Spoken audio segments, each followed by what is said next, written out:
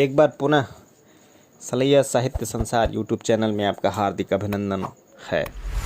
आज पढ़ने पर किस प्रकार से पढ़ा जाए, एक महत्वपूर्ण ललित निबंध लेकर उपस्थित हूँ, जिसमें वाचन शैली के माध्यम से बताने का पूरा प्रयास है कि कैसे किताबों को पढ़ा जाए, किस किस दर्जे की किताबों को किन तरीकों से पढ़ा जाता है।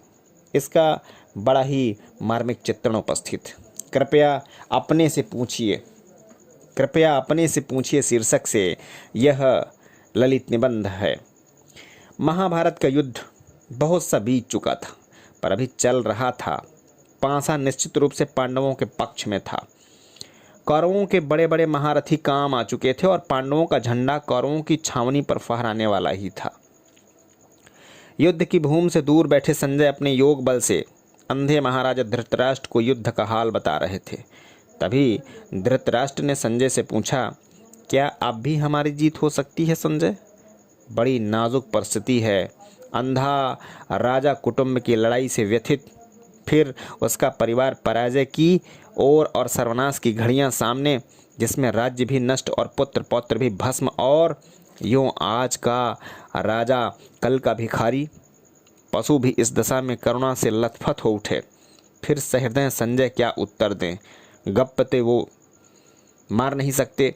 चतुरता और मधुरता को मिलाकर वे कहते हैं, आशा बलवती राजन शल्यो ज्येष्ठ्यति पांडवान हते भीष्मे हते द्रोणे कर्णे च विनिपातिते। राजन, आशा बड़ी बलवती है कि कहती है कि शल्य ही पांडवों को जीत लेगा। हालांकि महाबली भीष्म मर चुका है, गुरु द्रोणाचार्य भी नहीं रहे और कर्ण भी गिरा दिया गया है।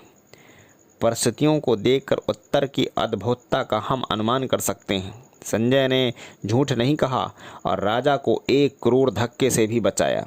सत्य सत्य सत्य है, सत्य ही ईश्वर है, पर कोरा सत्य बहुत पैना होता है, इसलिए उस पर मिठास की पालिश का विधान नीति ने किया है। सत्यम ब्रूयात प्रियम ब्रूयात न ब्रूयात सत्यम अप्रियम। सत्य कहिए पर प्रिय सत्य कहिए, अप्रिय सत्य ना मत कहिए। यहीं पर यह प्रश्न है, सत्य ईश्वर है तो हम उसके साथ यह सौदा, यह मेल मिलाप क्यों करें? अप्रियस्य च पथ्यस्य श्रोता वक्ता सुदुर्लभः। यह मेल मिलाप हम इसलिए करें कि अप्रिय सत्य कितना भी हितकारक हो, उसका सुनने वाला और कहने वाला दोनों ही अत्यंत दुर्लभ है। यहाँ मनोविज्ञान की शरण लेनी पड़ेगी, नहीं तो एक क्यों खड़ी रह जाएगी। अप्रिय सत्य का श्रोता अत्यंत दुर्लभ है क्यों? यानी यात्री चला जा रहा है, उसके कंधे का अंगोछा गिर गया है पर उसे पता नहीं, वह चला जा रहा है। मैंने देखकर उसे पुकारा, अबे किस पिनक में है कि अंगोछा गिर गया, पर नवाब को पता ही नहीं। चले जा रहे हैं ऊँट की तरह गर्दन उठाए। यात्री अंगोछा उठाकर चल पड़ता है पर धन्यवाद नहीं देता है, क्योंकि उसका मन सूचना की कृतज्ञता से नहीं, पिनक, नवाब और ऊँट की तेजी से भर रहा है। लड़का पढ़ता ही नहीं। माँ ने उसे पास बुलाया कि 2 चपत जड़ दे, पर तभी पड़ोसी ने कहा, अरे पढ़ता नहीं तो क्या भीख मांग कर खाएगा? जैसा बाप आवारा है वैसा ही बेटा उठेगा, और क्या। माँ कठोर होकर पड़ोसी की ओर देखती है और पुत्र को पीटने के बदले गोद में चिमटा कर पड़ोसी से कहती है, भीख मांगेगा या राज्य करेगा, तुमसे क्या? जब यह तुम्हारे दरवाजे आए तो जाओ किवाड़ बंद कर लेना। माँ अचानक बदल गई। क्यों बदल गई? पड़ोसी ने बात तो सच्ची ही कही थी, हित की ही कही थी। यही बात है कि जो नीतकार ने कही थी कि अप्रिय सत्य का श्रोता दुर्लभ है, क्योंकि सत्य की अप्रियता श्रोता के मन की उस कोमल वृत्ति को कुंठित कर देती है जो सत्य को ग्रहण करती है और पचाती है। सत्य कहो, पर इस तरह कि वह लिया जा सके, पचाया जा सके, इसलिए उसे प्रिय रूप में मधुकर बना करके कहो। और क्यों जी अप्रिय सत्य का कहने वाला अत्यंत दुर्लभ क्यों है?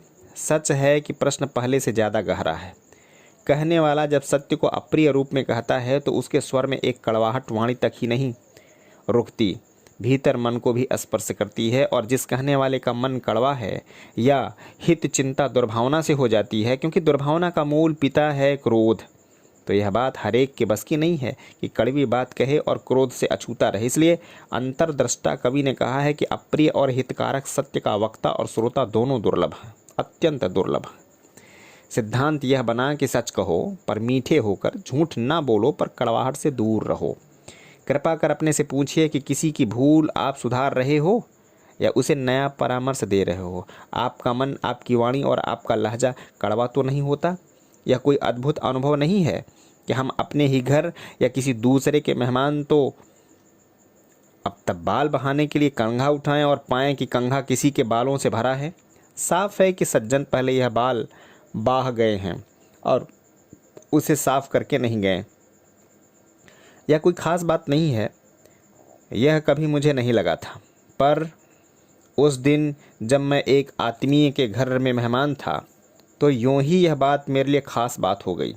मैं गैलरी में बैठा उनसे बात कर रहा था। मेरी कुर्सी कुछ इस तरह थी कि वहाँ से पास के कमरे का श्रृंगार मेज़ साफ दिखाई देती थी। सबसे पहले एक 7 वर्ष की लड़की बाल बांधने आई। उसने कंघा उठाया और बालों से भरा। कंघा साफ कर उसने बाल ठीक किए और बिना कंघा ठीक किए वह चली गई। तब आई उसकी माताजी, तब फिर उसकी बड़ी बहन, तब भाभी, दूसरी भाभी और बड़ी बहन। पर हाल सबका वही कि आए, कंघा उठाया, साफ किया, बाल बाहें और ज्यों का त्यों कंघा छोड़कर चल दिए। मैं बहुत गौर से यह सब देखता रहा। शाम को जब सब लोग बाहर लान बन बैठे तो मैंने पूछा, क्यों जी? अगर ऐसा कानून बन जाए कि हर एक आदमी को एक कमरा ज़रूर साफ़ करना पड़ेगा तो आप लोग अपना अपना कमरा साफ़ किया करेंगे या एक दूसरे का? सबका एक ही उत्तर था, अपना।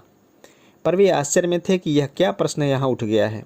तब मैंने नया प्रश्न पूछा, क्यों जी, झाड़ू लगाने के संबंध में यदि अपने अपने कमरे का नियम ठीक है तो कंघे के बारे में आप लोग इस नियम का पालन क्यों नहीं करते हैं कि हर एक अपना कंघा साफ करे? अब वे सब हंस पड़े, पर हंसी का अर्थ टालना नहीं था। दूसरे दिन से मैंने देखा कि हर एक ने अपना कंघा साफ किया। बात भी ठीक है कि कंघा तो साफ करना ही है, बस फ़र्क इतना है कि पहले करें या बाद में, और अपना मैल साफ करें या दूसरे का। तो एकदम साफ है कि हर एक अपना कंघा खुद साफ करे, क्योंकि उसे दूसरे पर छोड़ने का अर्थ ही है दूसरे का मैल साफ करने को तैयार होना। कृपया अपने से पूछिए कि आप अपना मैल साफ करते हैं या दूसरे का। उन्हें खाने का बहुत शौक़ था। वे मेरे पड़ोस में ही रहते थे। मैं देखता कि वे अक्सर अपनी पत्नी को चौक से उठा देते और खुद सब्जियां बनाते। सचमुच उनके सब्जियां बहुत स्वाद होती और कोई खाता उंगलियां चाटता रह जाता। उनकी पत्नी मर गई और लड़के की बहू आई। बहू भी खाना बनाने में मास्टर थी। वे उसके भोजन की सबसे प्रशंसा करते थे। आदमी मशीन नहीं है कि बराबर एक सा रहे। कभी कभी ऐसा भी होता है कि बहू का खाना उन्हें पसंद न आता। जिस दिन ऐसा होता वे बहू के मुंह पर उसकी तारीफ़ करते और मिठाई खाने के लिए 1 रुपया बहू को देख करके बिना उसके भोजन की निंदा किए कहते, बेटा नमक मिर्च मसाला ही सब्जी की जान नहीं है। ठीक छौंक, ठीक आँच, बस आग में बाग लग जाता है। एक भाई हमारे पड़ोस में रहते हैं और एक बाहर अपनी नौकरी पर। वे एक बार अपने भाई से मिलने को आए तो सब्जियों में ज़्यादा नमक हो गया। वे चुप रहे। कुछ दिन बाद फिर आए। समय की बात है, नमक उस दिन भी ज़्यादा। भाई की बहू से बोले, अरे भाई तुमने न दाल में नमक डाला न सब्जी में। खैर मैंने तो खा लिया, पर औरों को के लिए तो डाल दो। बहू ने दोनों में फिर से पूरा नमक डाल दिया। अब सब्जी गिलोए और दाल चिरायता। एक और पड़ोसी हैं हमारे, बाप का कमाया धन बैंकों में है, मज़े से गुजर रही है।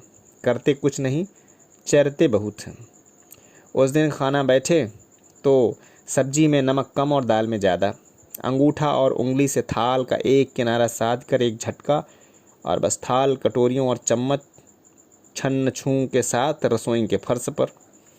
रसोई का वातावरण वैसा कि जैसे अचानक 2 रेलगाड़ियां लड़ गई। ये हैं हमारे 3 पड़ोसी और उनके 3 ही तरह के तकाजे यानी तकाजा करने के, अपनी बात कहने के तरीके।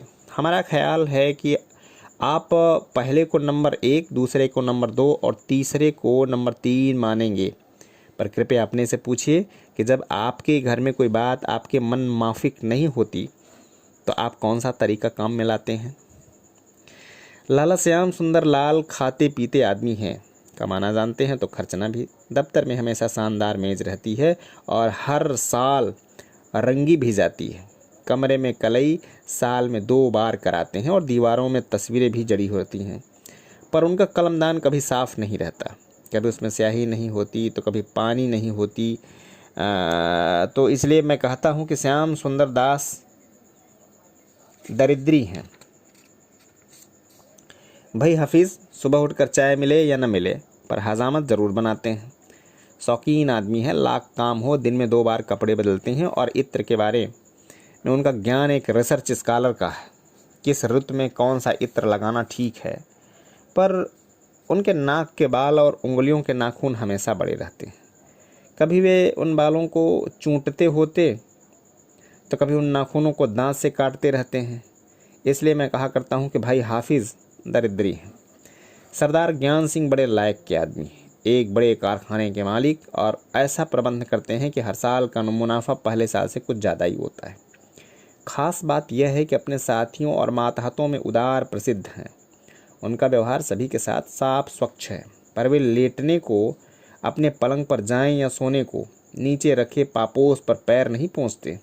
और इसलिए मैं कहता हूँ कि ज्ञान सिंह जी दरिद्री हैं।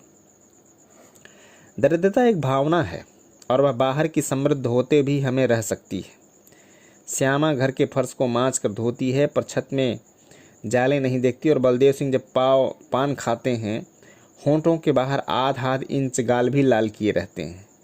रामचंद्र जी जहाँ देखते हैं पान की पीक ठूक देते हैं, और रहीम दोस्तों की चिट्ठियों का जवाब नहीं दे पाते।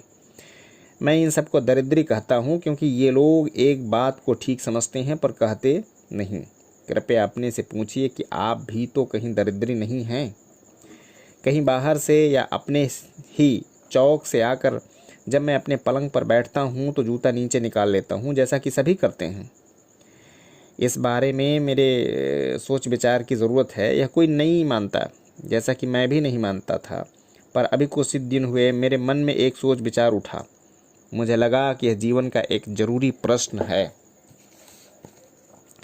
हम बाहर से पलंग के पास आते हैं तो जूते का चप्पल का मुंह पलंग की ओर होता है, और इस हालत में जब हम फिर से बाहर जाने के लिए जूते पे पैर डालते हैं तो हमारे पैर और जूते का मुंह अलग अलग दिशाओं में होता है, और हम जूता सीधा करना पड़ता है, तब हम उसे पहन पाते हैं। तो फिर क्या किया जाए?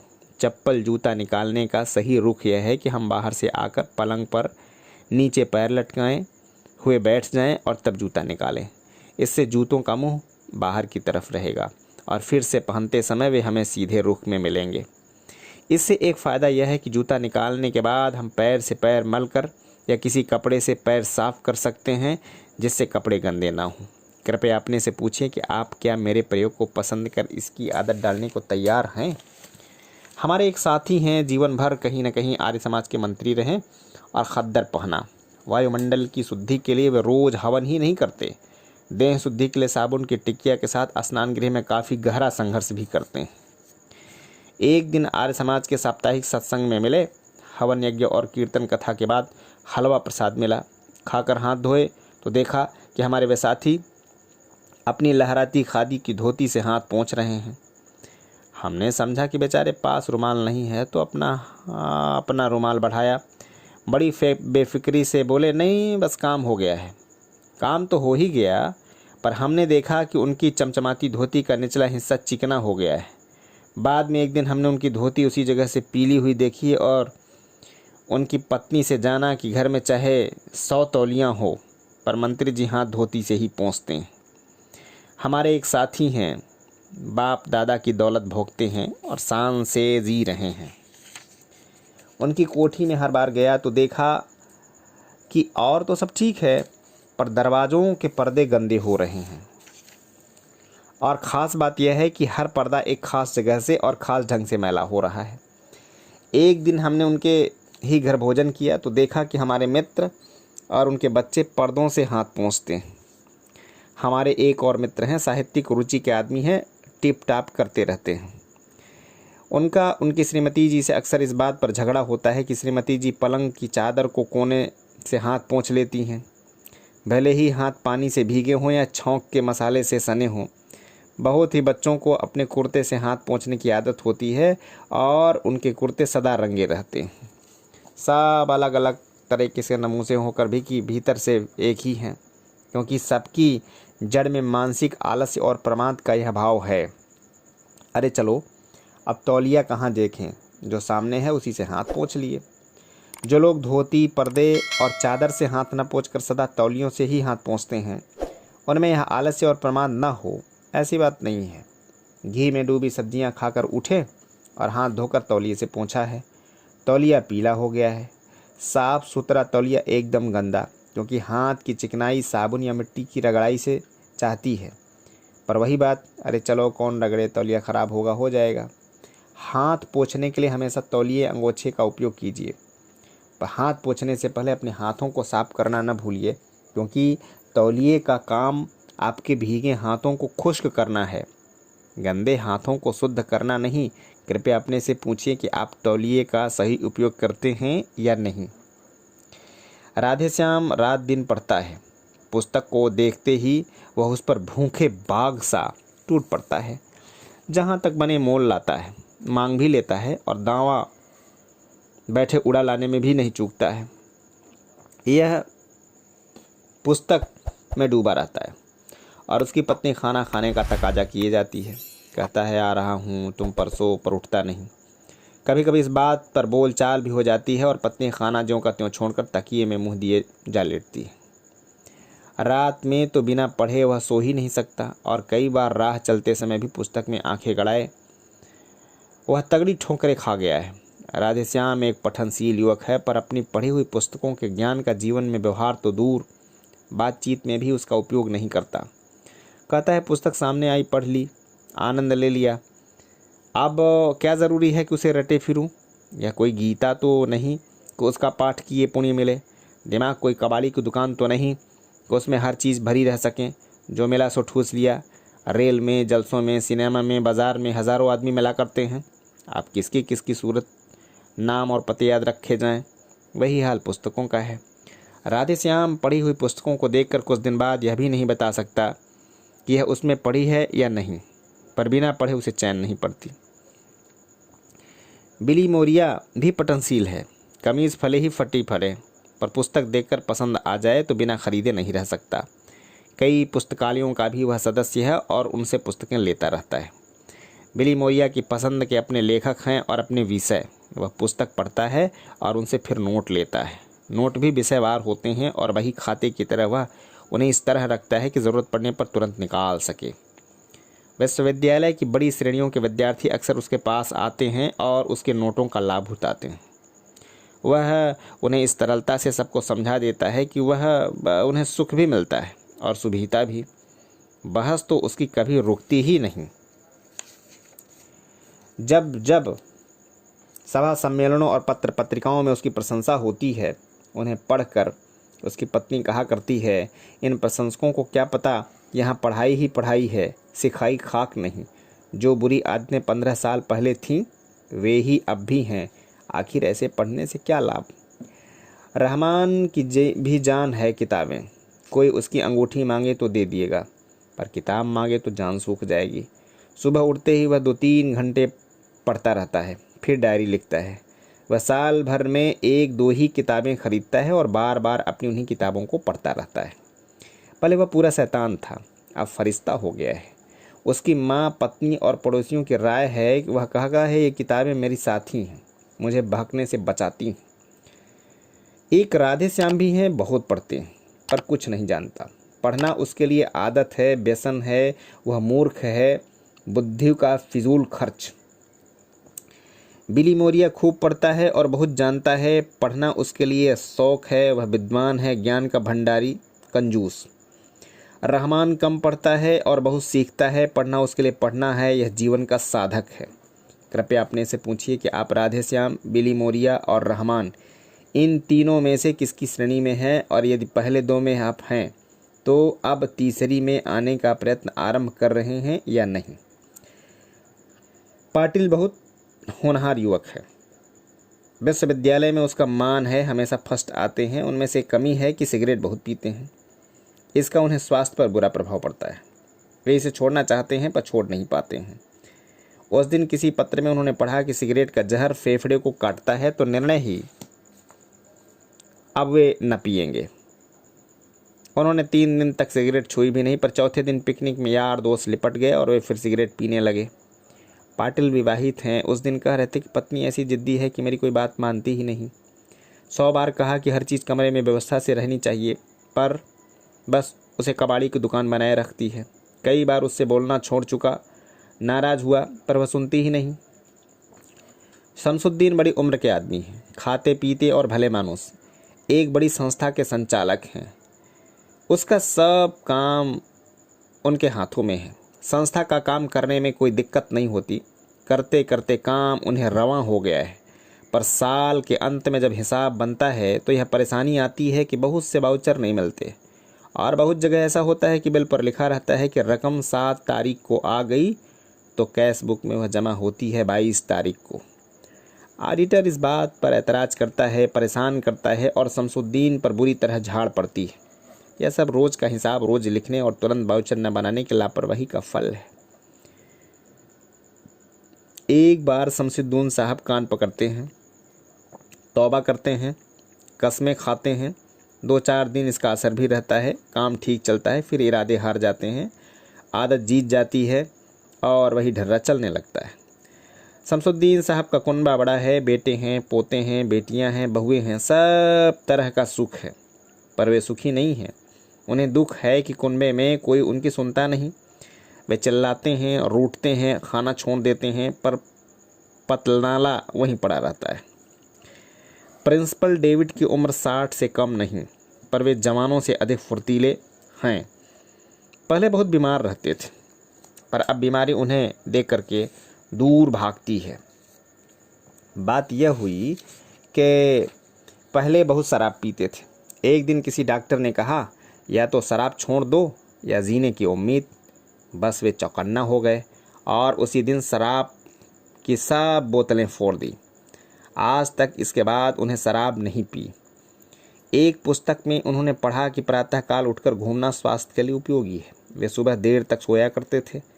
उसी दिन 4 बजे उठने लगे। फिर एक दिन कभी लेट नहीं हुए। उनके कॉलेज में कोई 1000 से ज़्यादा लड़के हैं।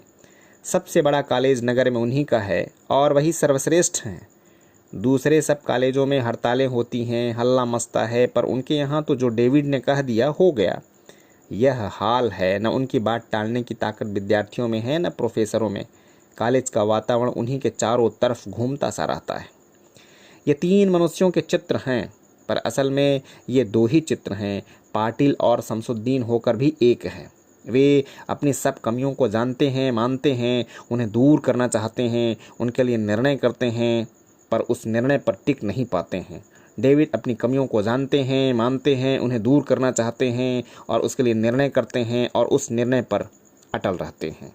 कृपया अपने से पूछिए कि आप पाटिल और शमसुद्दीन की श्रेणी में हैं या डेविड की, और यदि अभी तक पहली श्रेणी में हैं तो क्या आज से दूसरों श्रेणी में आने का दृढ़ निश्चय करेंगे। इस निश्चय से पहले यह समझ लीजिए कि जो अपना निश्चय स्वयं नहीं मानता, उस पर अटल नहीं रहता, अपने भी उसका निश्चय निर्देश नहीं मानते। पाटिल, शमसुद्दीन और डेविड की असफलता एक सफलता का यही रहस्य है। अभी उस दिन बेचारे हमारे एक सहृदय बंधु का टेलीफोन आया कि ज़रा आ जाओ, तो मैं पैदल ही उठकर चल दिया। रास्ते में पड़ा कचहरी का पुल, ऊपर से सड़क और नीचे से रेल जा रही है। पुल पर आया तो देखा कि कुछ लोग साइकिल रिक्शा में बैठे जा रहे हैं। चढ़ाई पर रिक्शा पैरों से तो खींच नहीं सकती, इसलिए रिक्शे वाला स्वयं पैदल चल हाथों से रिक्शा खींचता है। रिक्शा को हाथों खींचती देख मेरा मन गहराई में उतर गया और मैंने सोचा कि यहाँ खड़े होकर मनुष्यों का एक नया श्रेणी विभाग भी हो सकता है। वह चली आ रही है एक रिक्शा, एक आदमी रिक्शा में सवार है, और ज्यों ही ढाल पर रिक्शा वाला उतरा कि वह रिक्शा में बैठा यात्री भी उतर पड़ा। अब यात्री भी पैदल और रिक्शा वाला भी पैदल। 2-3 मिनट के दोनों पुल पर पहुंच गए और फिर यात्री रिक्शे में बैठ गया। रिक्शा ढाल पर सपाटे से रपट चली। मैंने सोचा यह यात्री मनुष्य है, क्योंकि इसे दूसरे का दुख अनुभव होता है और यह दूसरे के लिए अपना सुख छोड़ सकता है। वह चली आ रही है दूसरी रिक्शा, उसमें भी एक यात्री बैठा है। रिक्शा वाला पैदल रिक्शा खींच रहा है और यात्री भी उसके साथ खींच रहा है। रिक्शा पुल पर आई तो यात्री बोला, भाई बड़ी मेहनत की कमाई है तुम्हारी। मैंने सोचा यह यात्री भैंसा है जो दूसरे का दुख अनुभव तो करता है पर उसके लिए त्याग करने को तैयार नहीं। तीसरी रिक्शा भी सामने ही है, इसमें भी बैठा है एक यात्री, काफ़ी मोटा ताज़ा। रिक्शा वाला लड़का है कच्ची उम्र का, रिक्शा उसकी खिंचती नहीं, पसीने उसे छूट रहा है। थक कर उसने कहा, लाला जी ज़रा उतर जाओ। गुर्रा कर यात्री ने कहा, क्यों, पैसे नहीं लेगा जो उतर जाऊं? और वह अकड़ कर बैठा ही रहा, हंसी भी करता रहा, अरे खींच, लगा जोर। मैंने सोचा यह यात्री भेड़िया है जिसके लिए दूसरे का दर्द, दूसरे की तड़पन भी राग और रास रंग है। आगे बढ़ते बढ़ते मैंने सोचा मनुष्यों में मनुष्य भी हैं, भैंसे भी और भेड़िए भी। कृपया अपने से पूछिए कि इस कसौटी पर कसने के बाद आप मनुष्य हैं, भैंसे हैं या भेड़िए हैं, और आखिरी दो में से आप आते हैं तो क्या आज से पहली श्रेणी में आने का प्रयत्न आरंभ करेंगे या नहीं आरंभ करेंगे? जय हिंद, वंदे मातरम।